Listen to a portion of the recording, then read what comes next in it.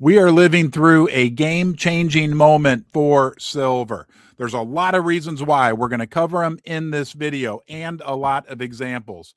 We are living through silver history. We're going to talk about the Comex. We're going to talk about $1,700 silver right now. We're going to talk about the biggest under-the-radar story in the world of silver, and things are changing on gold and silver on a worldwide basis, like a scramble like you've never seen before. And this includes big people and big governments. Let's get started by the Comex. Is the Comex the electronic exchange that's kind of dominated the silver pricing structure? Is it dying? We have some fascinating data to look at. We're going to start with William Middlecoop, who told us this. Silver short squeeze update. We haven't talked about short squeeze for a while. He says it's official. Since 2024 on the Comex, the four largest silver shorters have been forced to close almost half of their Comex short positions.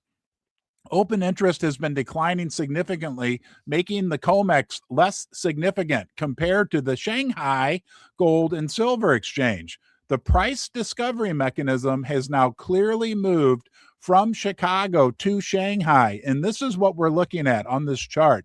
This is the days of world production to cover short contracts. And as you can see, a couple of very interesting things. Silver is right here. Silver is no longer number one on this chart, which again gives us proof that that things are changing at the Comex. Okay, it also shows that we've had aggressive short covering. Okay, and the amount held. Okay, the red bar is the bankers, the four big traders. The green bar is the 8 largest traders. That the smaller speculators are beginning to cover their shorts. So guys, things are changing rapidly at the Comex. We could indeed be experiencing right now the death of the paper market as things move to physical. And we got a lot more to cover in this video about silver that demonstrate to us in no uncertain terms that the physical market is taking over from the paper market, that the East is taking over from the West. But now let's talk about $1,700 silver. This is shocking, but it's also very, very real. And what we're talking about is the 1980 price in silver adjusted for inflation. Whoa, wait a minute. Not adjusted for what the government tells us, but adjusted for the real inflation. Wait, and we're going to look at gold, the gold price too. Let's look at the chart first, and then we'll talk about this more in depth and why it is so, so important. So we're going to head out to Goldfish charts that showed us the CPI adjusted gold versus the SGS. I'll tell you what SGS is in just one second. CPI gold for December. CPI adjusted gold gives a 1980 high of $3,788. That's according to your government. That's the 1980 high price in today's dollars according to your government. The SGS CPI adjusted gold rate is a 1980 high of $37,361. Now let's move on to silver. The CPI adjusted silver 1980 high price, okay, based on the government numbers, would be $175 today. But if you use the SGS methodology, you get an adjusted silver price based on the 1980 high of $1,728. Okay, the SGS is the shadow government stats. I'm going to give you, we're going to learn, we're going to go to school briefly here in a minute. We're going to learn more about what the shadow stats really is and where they come up with these numbers. But let's look at these charts first. The first chart that we are looking at, and I'm sharing the wrong screen. There we go. I'm sorry about that, guys. I just read you what was going on. Now you should be on the right screen. I apologize. This is the gold price versus CPI. Okay, and as you can see, the 1980 high right here on this one, I won't circle them on all these, so we got more to look at, is only $3,700. That's because the government CPI is gets called into question, very, very low. Okay, now if we go and look at, oops, sorry about that, we are all over the place. This is gold versus the shadow government stats CPI numbers. And as you can see right here on this chart, the 1980 high using the real inflation levels for gold would be the equivalent of over $37,000. Let's get to silver. That's where it gets even more interesting. And here we go. This is silver versus the government's. Hold on here. There we go. Silver versus the government CPI numbers. And we get a 1980 high. Okay. This is 1980 down here of $175, which, hey, that sounds good, right? We're what, about $85 in the silver market right now? However, if we use the shadow stats number, and we're going to learn what the shadow stats, how they calculate that in just 1 second. If we use the shadow stats number, this is where it's shocking. Silver versus the SGS, and again, that's shadow government stats, and we go down to 1980, down there on the bottom of the chart, we get an equivalent price, right? When you adjust that 1980 $50 silver price for the shadow government stats of $1,728.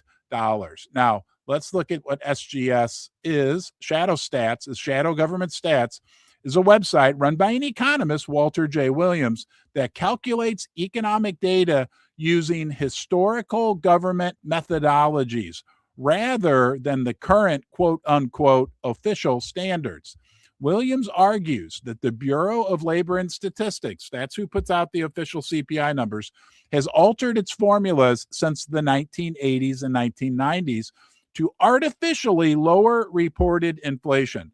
Okay. And then it goes into common differences. But basically what they're saying, look, guys, if you take that 1980 silver price and adjust it for the real inflation, if you'd use the same methodology to calculate inflation that they used in the 70s and 80s, we would have $1,728 silver. And I want you to think about it for a second.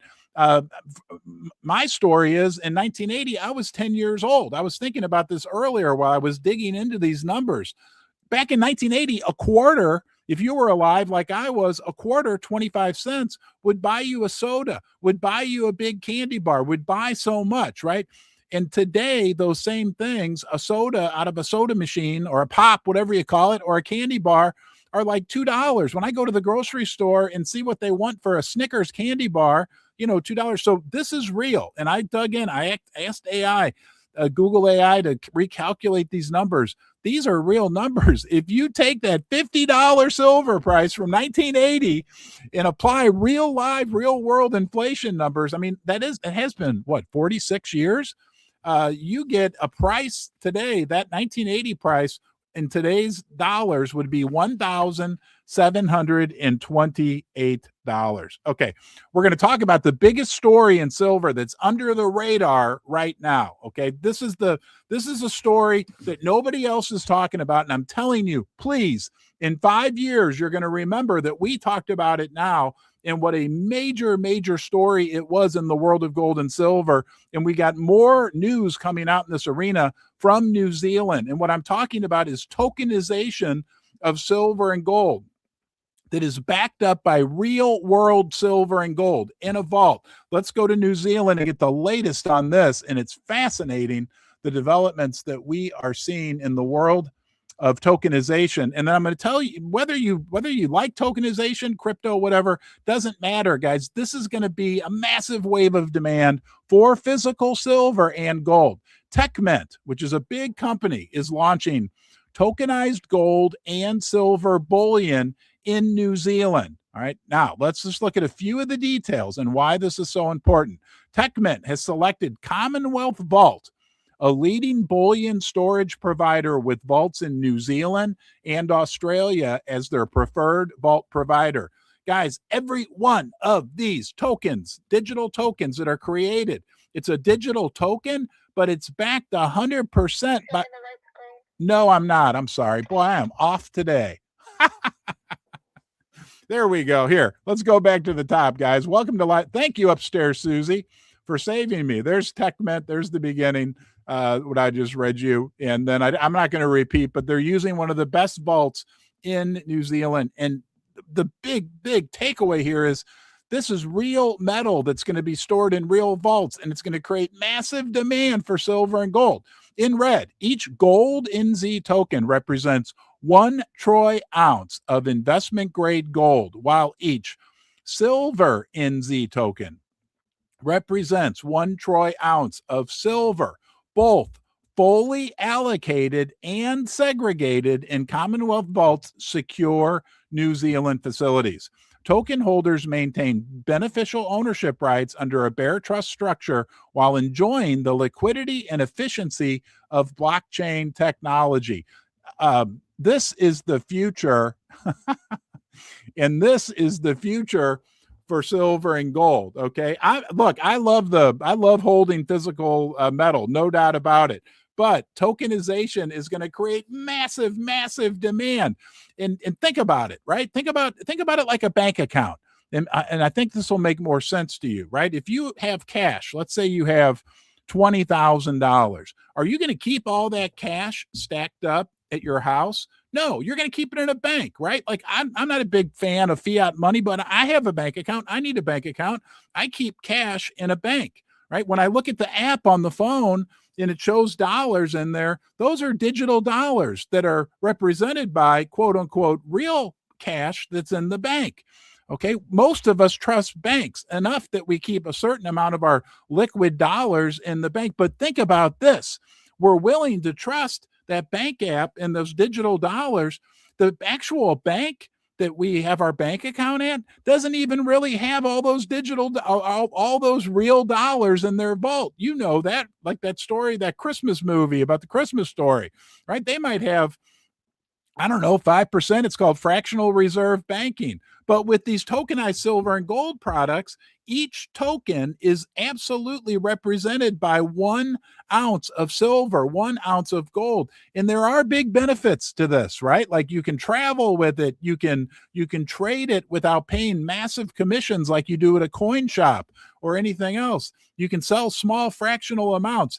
So whether you like crypto, tokenization, any of that or not, doesn't matter. The big point here is that this will catch on more and more. It's really the best of both worlds, of the digital world and the real world. Okay, I digress. That's my opinion. That's what I see coming. I see a lot more good coming.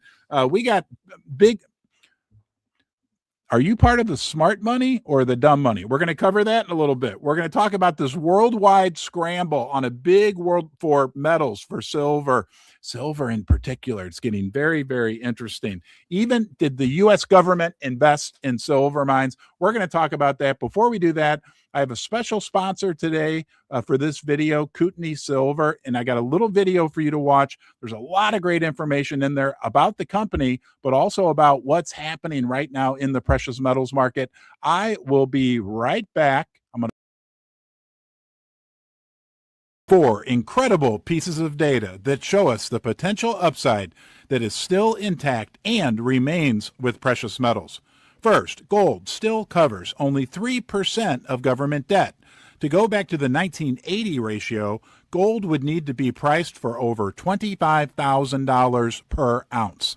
Next, history shows that after every major geopolitical event, like with Iran, gold is the best performer in the 6-month period that follows. Third, institutions now know that tariffs will remain in place, so the dollar sell-off is likely to continue. And finally, in 1968 and in 2000, the 2 previous times that U.S. equities were this overvalued, silver soared 2,500% and 1,200% in the decade that followed. What will happen this time? One billionaire who called the 2000 silver market is Mr. Eric Sprott. He stands as one of the most legendary figures in precious metals investing. To me, his name is synonymous with unwavering conviction in gold and especially silver. He founded Sprott Asset Management, growing it into a global powerhouse, managing billions in precious metals-focused funds, including some of the world's largest physical silver trusts. He now predicts silver could reach $150 to $300 plus in this cycle. I can believe that it's gold silver should go back to 15. Okay, it's only mined at 8 to 1, right? It's in the Earth's crust at like 10 or 11 to 1. Why the hell should it have traded at 100 to 1? And it's already down at what, 67, 68 to 1? I think it's going right to 15, 1 to 15. Okay. So let's say if the gold price is 4,500, which is near, makes the calculation easy. Silver should be at $300. That's where it should be. That's without a physical shortage. Okay. Now we throw the physical shortage on top and the shortage of silver stocks to buy. I mean, the runway is so wide open that I can see nothing but clear sailing for silver. I looked at which companies that Eric Sprott is a shareholder of, where the main metal is silver, pure plays on silver, and there's very few of those. Eric Sprott owns roughly 4% of Kootenai Silver, the sponsor of today's video and our newest pure play silver for 2026. The ticker symbol is KOOYF, and it's available on Schwab, Fidelity, Interactive Brokers, and E-Trade. Back in mid-2025, when silver's price was half of what it is today, these two analysts published these price targets for Kootenai Silver. Research Capital with $2.70 Canadian and Red Cloud with $3.20 Canadian, which is the equivalent of roughly $2 US. Today, with silver up more than 100% from when this was published, Kootenai shares are about $1.37 US dollars. Conduct your due diligence on Kootenai Silver, symbol KOOYF, which owns 4 silver projects, containing one of the largest resources of any junior explorer. Kootenai Silver captured my attention because of the following catalyst. First, Kootenai Silver owns 4 silver deposits. Quality silver assets are scarce, yet Kootenai Silver owns 4 of them. They are proving to be the exception. A staggering 223 million ounces of silver equivalent in the measured and indicated category and an additional 111 million ounces silver equivalent in the inferred category. The physical shortage and deficits are mounting as well. The global silver market has entered its 6th consecutive year of structural deficit, with the 2026 shortfall projected at 67 million ounces. This chronic imbalance follows a massive 2025 deficit of 149 to 230 million ounces, contributing to an accumulated gap of nearly 900 million ounces since 2021. Only a handful of companies globally control deposits of this scale and grade. This is the most important piece of information I can share with you right now. James McDonald, Kootenai Silver's president and CEO, is definitely ready for this bull market in commodities. Check this out. James McDonald, now CEO of Kootenai Silver, played a pivotal role in creating Alamos Gold, Inc., a company that delivered quadruple-digit returns during the early to mid-2000s gold bull market. From its inception in 2003 through 2012, the company's share price soared dramatically, rising from penny stock levels to well over $10 to $15 by the early 2010s peak, multi-thousand% gains for early shareholders. Kootenai Silver is a pure play silver. The company is positioned so well for this bull market, with James McDonald leading it. And in 2020, still a full 2 years before the company's most successful drill hole, which was done on September 8, 2022, Eric Sprott bought shares for $4 Canadian, double their current price. And in 2025, Eric Sprott added more shares. I'll show you black and white mathematical valuations below. As you can see, as of January 1st, 2026, when comparing between various silver companies, their enterprise value, which is their market cap when deducting cash and debt, divided by the size of their resource, ounces of silver equivalent, we see that Kootenai Silver is priced at only 36 cents per ounce of silver equivalent, whereas the average of the select 15 companies is $2.18 per ounce. With silver above $70 per ounce and with global all-in sustaining cost to mine silver sitting just below $25 per ounce, the viability of advancing projects into production is far higher than 1 year ago. And Kootenai Silver is scheduled to drill about 70,000 meters in the coming 12 months. As you can see, no other silver company has so much drilling planned and underway with that low of a market cap. Research Kootenai Silver and do your homework on it, as we are in a silver bull market that is front and center. All right, guys, here we are. Welcome back. We got a lot more to talk about. Big money, smart money coming into silver. Big money, smart money, talking about silver. And on top of that, the U.S. government, are they getting into silver mining? I want to say thank you again to Kootenai Silver for sponsoring this video. Please remember, I'm not a financial advisor. Always do your own research. But let's talk about the big smart money that's doing big things with silver. And what is the not so smart money doing? Some people call it the dumb money. I don't like to use that word, but that shows us something very important of where we are right now in this silver bull market. Let's pull this one up. We have a great piece of information from Metals and Miners talking about the great silver divergence. Professionals are draining the Comex. We looked at that earlier every single day. I think the registered inventory, the actual metal at the Comex, has been down like on average 20 million ounces per month over the last 6 months, while retail is selling. They have another term for that we're not going to use, the not so smart money. Not you, not me, right? But overall retail. And wait till you hear this data. Another reason why silver is going much higher in blue. Excuse me. One of the most powerful signals in any market is a major divergence between the smart money and the retail crowd. Right now, we are witnessing one of the most profound divergences in the silver market in over a decade. While professionals, institutional buyers are quietly and relentlessly draining physical silver from the Crimex warehouses, retail investors are more bearish than ever, dumping silver-backed ETFs and driving the Sprott Physical Silver Trust, the PSLV.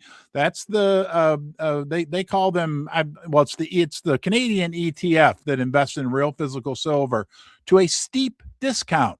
In red, this is not a minor anomaly. It's a glaring, flashing signal that the real physical driven silver bull market has only just begun. Now, here we go. This is interesting. What you need to know, the smart money is taking delivery.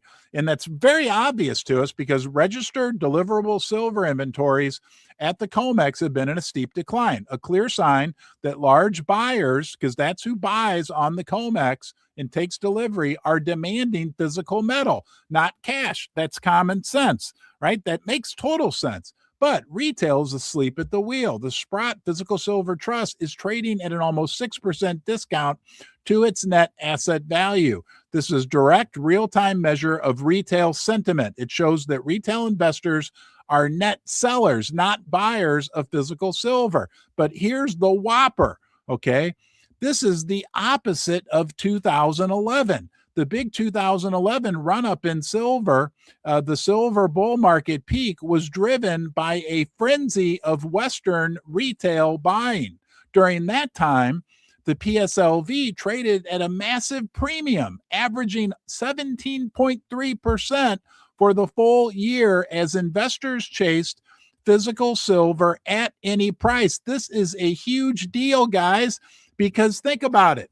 What we've had go on in the silver market, going from $30 to $85 over the last, 6 months, basically, has been driven by big institutional buyers. And wait till you hear the data we're going to look at next about what's going on with a worldwide scramble for the metals. But think about the turbo secret under the radar. Not only do we have tokenization, but no, another major thing is when the Western retail investor does wake up, the flood of money, it's going to be like trying to drain Hoover Dam with a garden hose. what we've done to this point, what we've experienced in the silver market to this point has been with a glaring absence of investors from the West. And it can't really get much worse than it is. It's gotten a little better, but it's still real bad. Your neighbors, okay, the other 98% of people in the West, wherever you live in the West, if you're in the West, some of you are everywhere. We're all over the world that join me down here in the basement.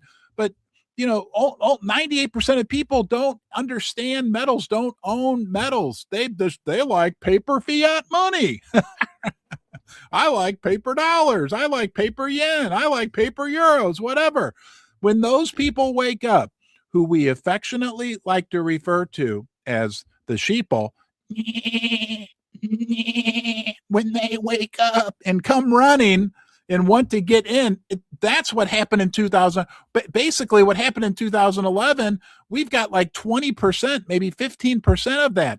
It could get real interesting real quick.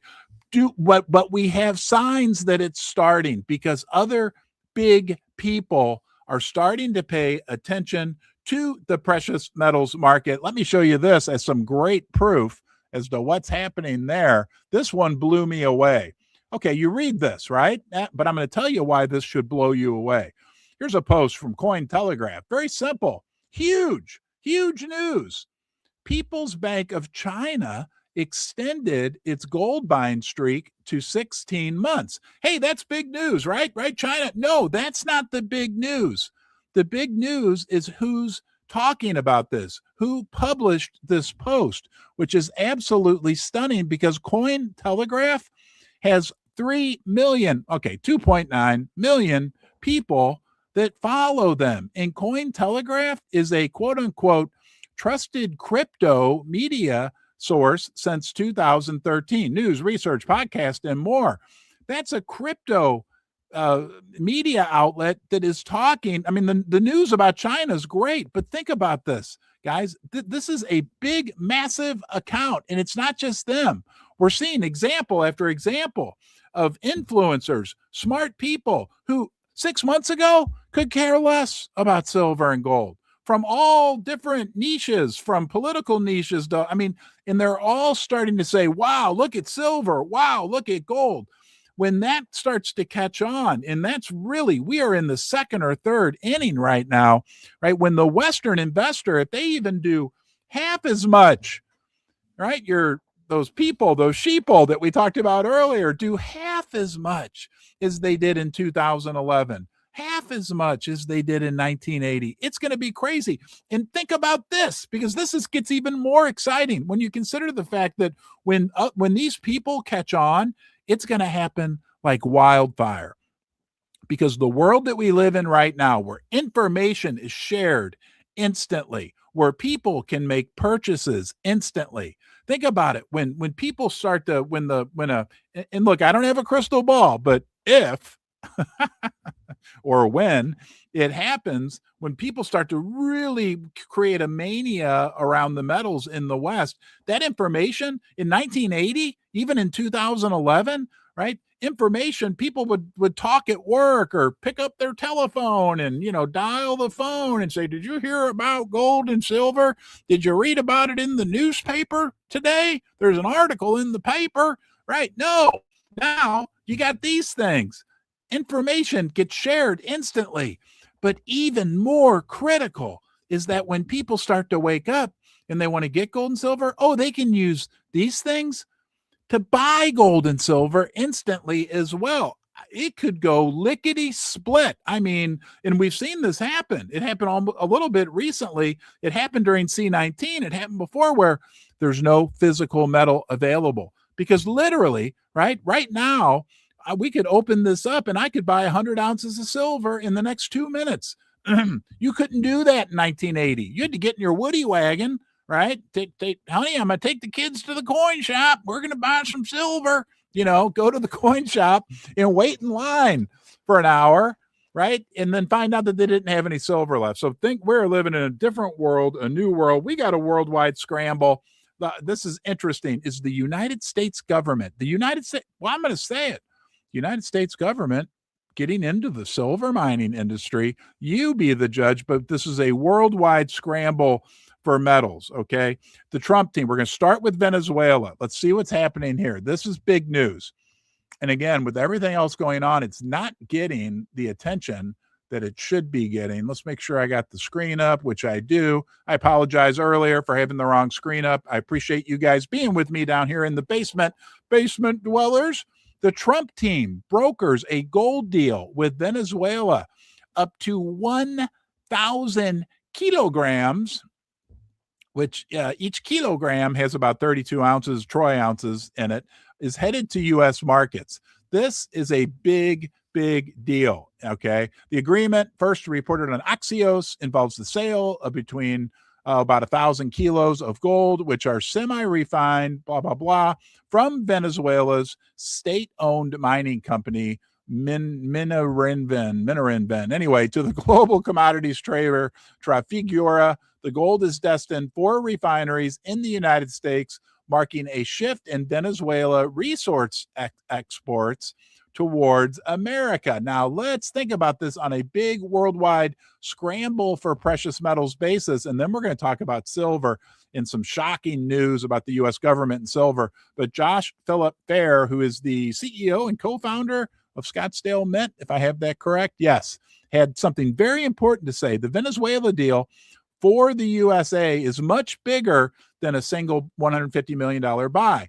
What was formerly sanctioned and flowing to Russia and China is now being diverted to the United States. Massive change that signals more to come. The U.S. is squeezing metal flow away from the Chinese. Guys, there is a, hold on, I may have lost you. Hopefully you can still see me and hear me. I can see you. Can you see me? There's a massive change going on in the world right now, in the world, in terms of people scrambling for these metals like nothing before. China and India are scrambling to get as much as they can. The United States is scrambling to get as much as they can. What about silver? Major announcement this week with the United States government announcing an initial investment of $5 million into a Peruvian silver project called Cerro De Pasco. $5 million, but the potential for as much as $300 million to be loaned for this Peruvian silver mining project. What's interesting about it is this project, Cerro de Pasco, was one of the world's biggest silver mines ever. It was in operation since the 1600s. J.P. Morgan himself was a big investor in this project like 120 years ago. It had so much silver in it that they wouldn't even mine a lot of the ore they dug up. They would just kind of set it aside. And now there's massive amounts of ore on the ground that still contains significant amounts of silver. The U.S. government is investing in this. Okay, let's look. I'll give you proof right here, right now. Cerro de Pasco, it's located in the Central Highlands. Hold on. Yep, we got you up of Peru, about 300 kilometers. That's 1,000 meters north of Lima. Okay, regarding U.S. government involvement, this is what we want to get to. Recent investment in, this is breaking news, in March of 2026, the U.S. International Development Finance Corporation, the DFC, I've never heard of that before, it must be new, signed an agreement to provide up to $5 million in development funding to Cerro de Pasco Resources.